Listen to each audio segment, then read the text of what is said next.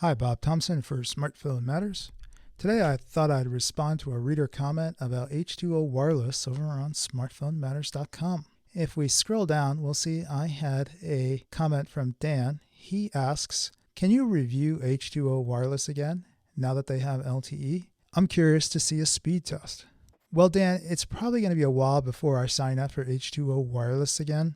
But I think I could share some helpful information to help you make a decision about whether you wanted to try it out. Now, for those of you who don't know, in June of 2014, I signed up and did a review of H2O Wireless. H2O Wireless is a prepaid wireless company. They use the AT&T network. And back at that time, I found that there were two deal breakers with this service for me. The first was that they did not support 4G LTE data. Many of the other prepaid wireless services that used the AT&T network at that time were supporting 4G LTE data. So now they did support high-speed data or 4G data, which was really just another name for HSPA+, which was speed-wise kind of in between 3G and 4G LTE. And then the second issue was that I was unable to set up the iPhone to be able to use MMS picture messages or group texts. And that is a long-standing issue with using the iPhone with any wireless service that uses the AT&T network. It turns out when you put an AT&T SIM in the iPhone, the settings page to enter the cellular data network or APN settings is hidden because the iPhone sees when you put in an AT&T network SIM and then it configures the phone for AT&T and hides the cellular data network page in settings. And that would be great if it set up the APN settings correctly. But what it was doing was it was setting them up for AT&T's postpaid service, and those APN settings were different. So you would not be able to get data and MMS working when you put the SIM in. Now, there was a way to get data working to set the data APN, and that's by installing something called an APN carrier profile. And that's just a feature that the iPhone supports where you can download this file in the Safari web browser and it'll install and it'll set the data APN for the phone so you can use your cellular data. But that file does not let you set up the MMS APN settings. So it doesn't solve the problem for MMS picture messages or group text messages, which use MMS. So now, Dan, you were saying that because they support LTE data now, you would like to see a speed test. And obviously, I don't have a phone active on H2O Wireless at the time, but I think what you would see is that the speed of the 4G LTE network would be about the same as any other prepaid wireless service using the AT&T 4G LTE network. With the exception of Cricket, I don't know of any other company that uses the AT&T network that limits the speed.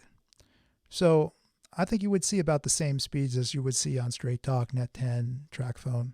Now, I think the bigger issue would be, Dan, if you want to use it with an iPhone, because it doesn't look to me like they solved the problem for setting up the APN. Now, I looked all over their site for the information about how to set up the APN, and I used this search feature here, and I went looking for support and into this services pane here. And it took me a while to find all these different pages I'm going to show you. But the first page here is H2O config for the iPhone. And what they want you to do here is enter in your phone number, and then it looks like they're going to text you a link to an APN configuration profile. And then you can install that on the phone to set up the data APN. You'll see here it says, no, this setting applies only to data. It does not include the application of MMS.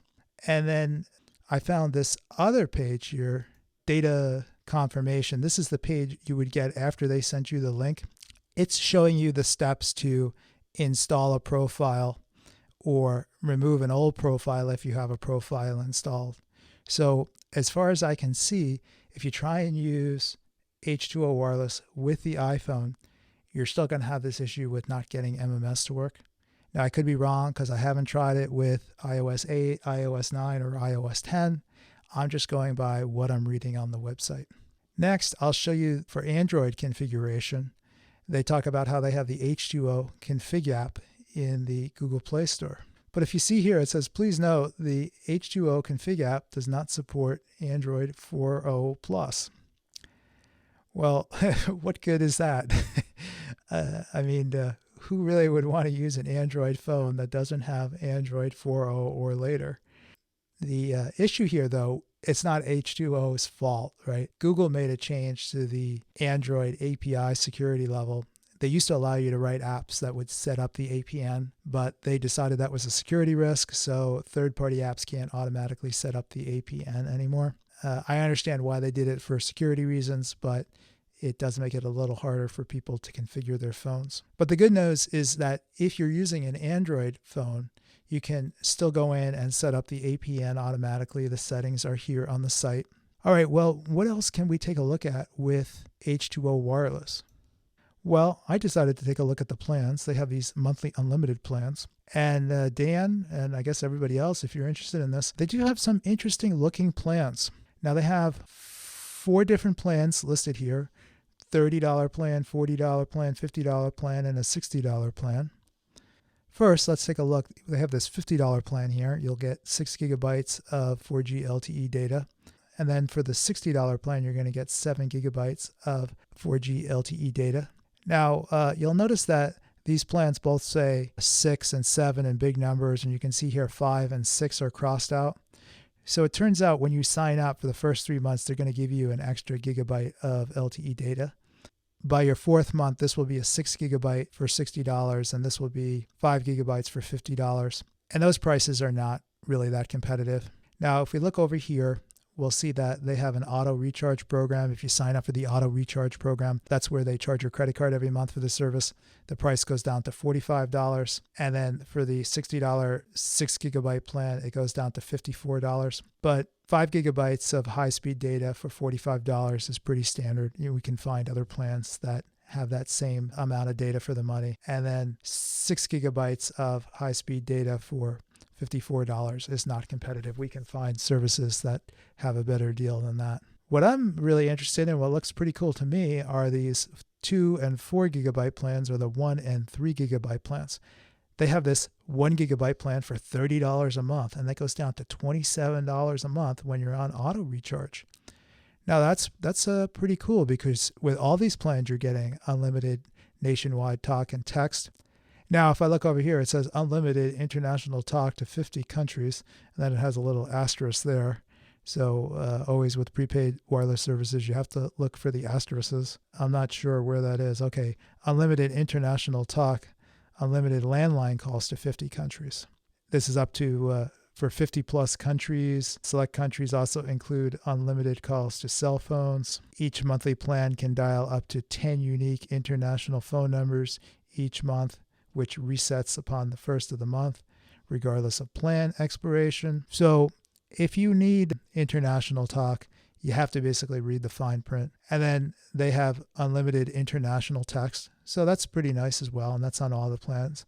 And then they have this $10 international talk credit. So they're going to give you $10 of credit if you do need to pay for international talk.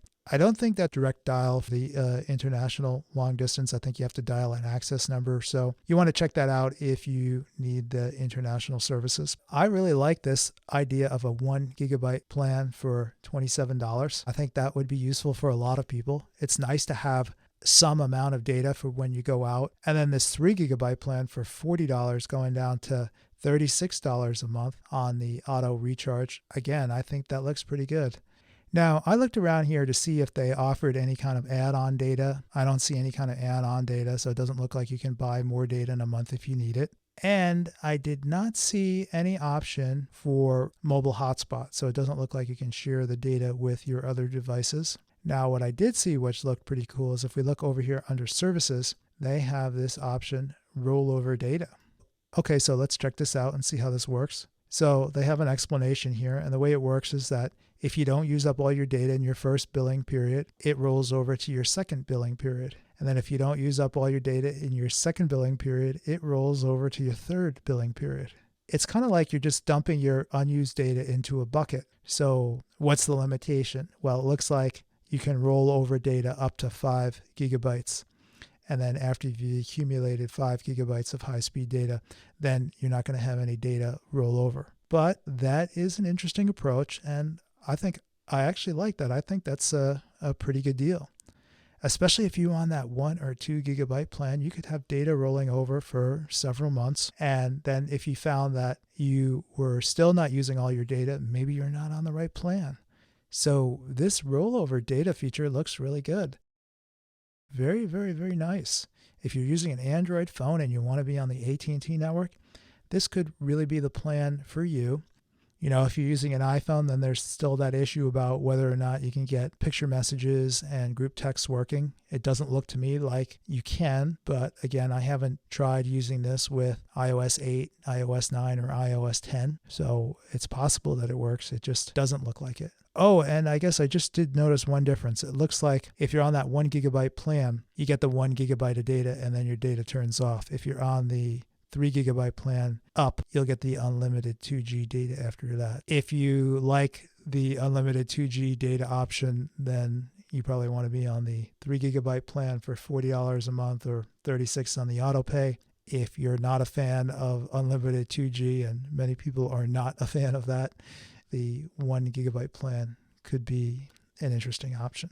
All right, well, I hope that helped, Dan. I hope it helped some of you other guys too. If you found this video useful, give it a like on YouTube. If you want to see more videos from me, subscribe to the Smartphone Matters YouTube channel. If you have any comments or questions, you can leave them below, or better yet, head on over to smartphonematters.com. Thanks for watching.